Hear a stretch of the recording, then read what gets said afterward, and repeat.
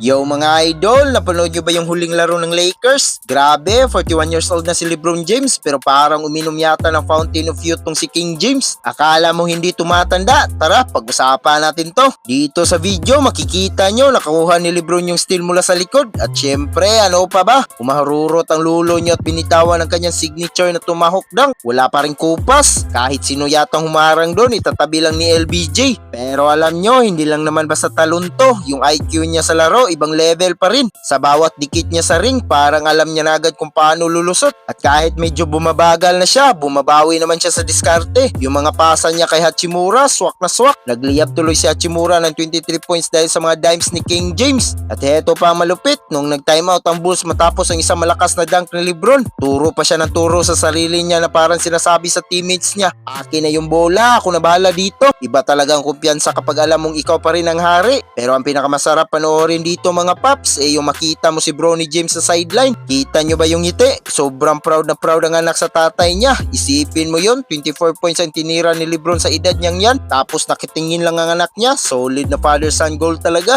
Ano sa tingin nyo mga idol? Hanggang kailan pa kayang maglaro ni LeBron sa ganitong level? O baka naman hanggang 50 years old nagdadunk pa rin yan? Comment nyo naman ang opinion nyo sa baba. Huwag kalimutan mag-like at mag-subscribe para lagi kayong update sa mga ganitong balitang basketball. Peace out!